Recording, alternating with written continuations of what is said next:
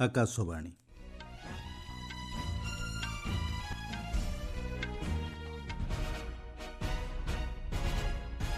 ସମ୍ବାଦ ପଢ଼ୁଛନ୍ତି ସତ୍ୟବ୍ରତ ବେହୁରା।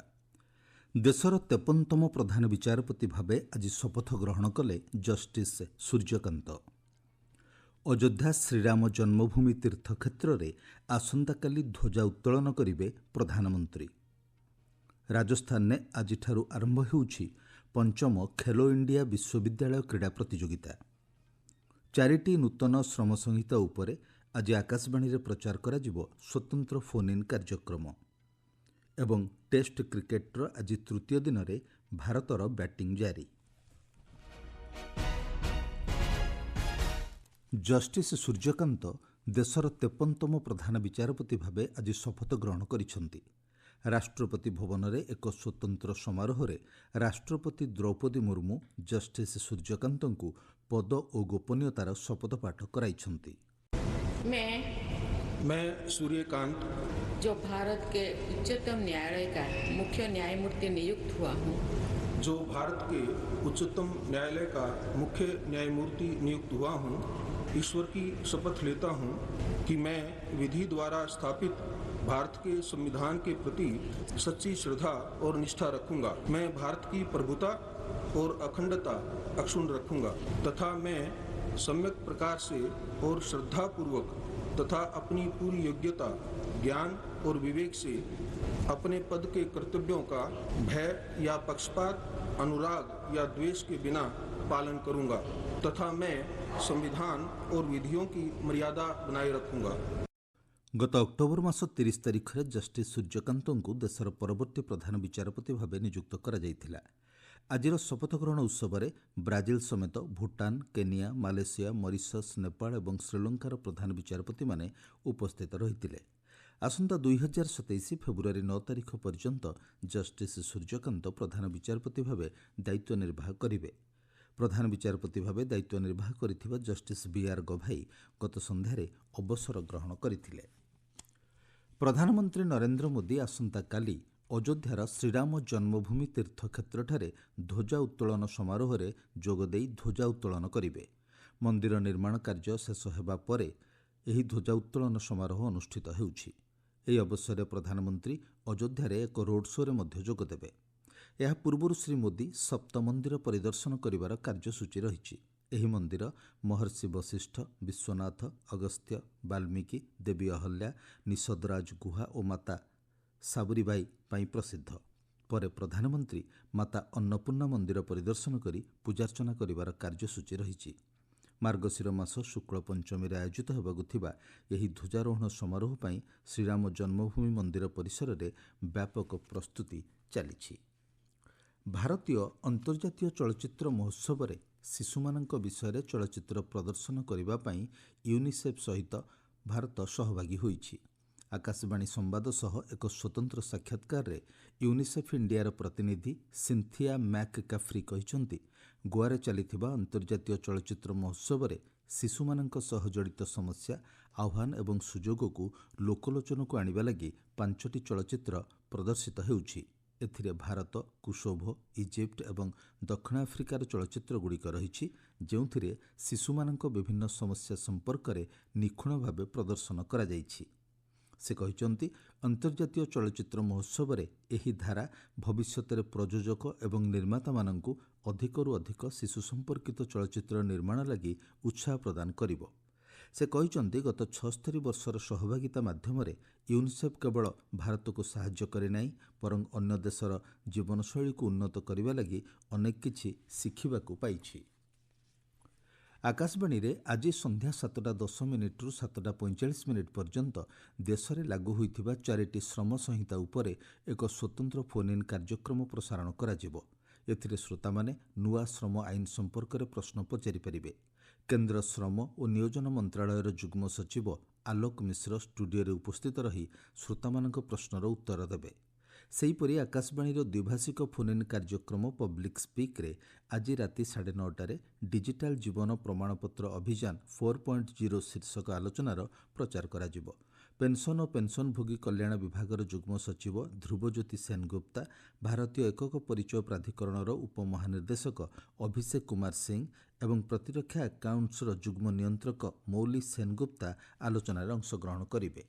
उभय कार्यक्रम समय श्रोता मैंने सेमानक प्रश्न पचारि पारिबे।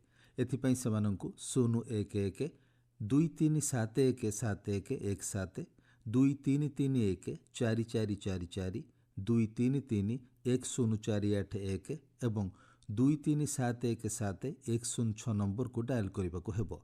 यह व्यतीत श्रोता मैंने 92890 94044 नंबर को व्हाट्सएप एवं सामाजिक गणमाध्यम एक्स रे #AskAir माध्यम प्रश्न पचारि पारिबे।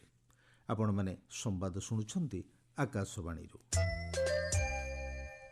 हरियाणार कुरुक्षेत्र में चलिथिबा अंतर्जातीय गीता महोत्सव में आज प्रतिरक्षा मंत्री राजनाथ सिंह हरियाणा पाभिलियन उद्घाटन करेंगे।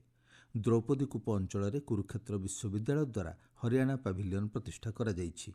एही पाभिलियन में युव कलाकार माने हरियाणार लोककला और संस्कृति प्रदर्शन करेंगे बोली सरकारी मुखपात्र कहिसंति। कुरुक्षेत्र विश्वविद्यालयर श्रीमद भगवद गीता सदन में आज 3 दिनिया अंतर्जातीय गीता आलोचना चक्र मध्य आरंभ करा जिवो। ए आलोचना चक्र में भारत और विदेशर बहु विद्वान अंशग्रहण करुछंती। मुखपात्र कहिसंति कुरुक्षेत्र में मुख्य अंतर्जातीय गीता जयंती महोत्सव व्यतीत वैदेशिक मंत्रालय सहायतार 50 देश में गीता जयंती उत्सव आयोजन करा जाउछि। राजस्थान में आज 5म खेलो इंडिया विश्वविद्यालय क्रीड़ा प्रतियोगिता आरंभ होब। देशर 230 विश्वविद्यालयर 5000 अधिक छात्र छात्री एथिरे भाग नेबे। खो खो समेत 23 क्रीड़ा प्रतियोगिता राजस्थान विभिन्न स्थान में अनुष्ठित होब। विशेष भाव जयपुर, उदयपुर, जोधपुर, कोटा, अजमेर, भरतपुर और बीकानेर रे एही क्रीड़ा प्रतियोगिता अनुष्ठित होब। आज संध्या 6टारे जयपुर स्थित सवाई मानसिंह स्टेडियम रे उद्घाटनी उत्सव अनुष्ठित होब। मुख्यमंत्री भजनलाल शर्मा, केंद्र युव व्यापार और क्रीड़ा मंत्री मनसुख मांडव्य उद्घाटन उत्सव में जोगदेवार कार्यसूची रही। विश्व बक्सिंग कप फाइनाल 2025 रे भारतीय खेलाड़ी मानक असाधारण प्रदर्शन एवं रेकर्ड हासिल पर प्रधानमंत्री नरेंद्र मोदी शुभेच्छा जणाइछंती। सामाजिक गणमाध्यम श्री मोदी कहिसंती भारतीय खेलाड़ी माने 2टी स्वर्ण पदक समेत 20टी पदक हासिल करिसंती। देशर बक्सर मानक संकल्प और दृढ़ता आगामी पीढ़ी को उत्साहित करिवो बोली श्री मोदी कहिसंती। प्रथम दृष्टिहीन महिला T20 विश्वकप जीति इतिहास सृष्टि करिथिबारु प्रधानमंत्री नरेंद्र मोदी भारतीय दृष्टिहीन महिला क्रिकेट दल को अभिनंदन जणाइछंती। सामाजिक गणमाध्यम पोस्टरे प्रधानमंत्री कहिसंती महिला दलर एही विजय प्रकृत में एक ऐतिहासिक क्रीड़ा सफलता जहाँ कठिन परिश्रम, दलगत कार्य एवं दृढ़ निष्ठार उज्जवल उदाहरण। एही सफलता आगामी पीढ़ी को प्रेरणा जोगाइब बोली प्रधानमंत्री कहिसंती। भारतीय नौसेना आज मुंबई रे नौसेना स्थली रे प्रथम आंटी सबमेराइन अगभीर जल युद्धपोत माहे को सामिल करिवो। सेनाबाहिनी मुख्य जेनेराल उपेंद्र द्विवेदी उद्घाटनी समारोह रे अध्यक्षता करिवे। पश्चिम नाभाल कमांडर फ्लैग ऑफिसर तथा भाइस एडमिराल कृष्णा स्वामीनाथन एथिरे जोग देबे बोली जणा पड़िछि। प्रतिरक्षा मंत्रालय कहिछि माहे को नौसेना रे सामिल करा जिबा स्वदेशी अगभीर जल युद्धास्त्रर नूतन पीढ़ीर आगमन को चिन्हित करुछि। नवम सिख गुरु तेग बहादुर 350तम शहीद दिवस आज देशव्यापी पालन करा जाउछि। 1675 मसीह मोगल सम्राट औरंगजेब निर्देश में तांको फांसी दिया जाइथिला। गुरु तेग बहादुर देशव्यापी भ्रमण करी गुरु नानक देवଙ୍କ बाणी प्रचार करथिले। गुवाहाटीर वर्षापरा स्टाडियम रे भारत और दक्षिण आफ्रिका मध्य द्वितीय तथा अंतिम क्रिकेट टेस्ट मैचर तृतीय दिनर खेल जारी रही। गतकालीर स्कोर 9 रन्नु आज इनिंग्स जारी रखिथिबा भारत मध्याह्न भोजन विरति सुधा 7 विकेट विनिमय 174 रन स्कोर करिछि। पूर्वरु प्रथम इनिंग्स दक्षिण आफ्रिका 489 रन स्कोर करथिला। मुख्य संवाद पुणी थरे। देशर 53तम प्रधान विचारपति भावे आज शपथ ग्रहण कले जस्टिस सूर्यकांत। अयोध्या श्रीराम जन्मभूमि तीर्थक्षेत्र में आसंताकाली ध्वजा उत्तोलन करेंगे प्रधानमंत्री। राजस्थान में आज आरंभ होउछि 5म खेलो इंडिया विश्वविद्यालय क्रीड़ा प्रतियोगिता। 4टी नूतन श्रम संहिता उपरे आज आकाशवाणी प्रचार करा जिवो स्वतंत्र फोन इन कार्यक्रम। एवं टेस्ट क्रिकेट रे आज तृतीय दिन में भारतर बैटिंग जारी। संवाद शेष हला।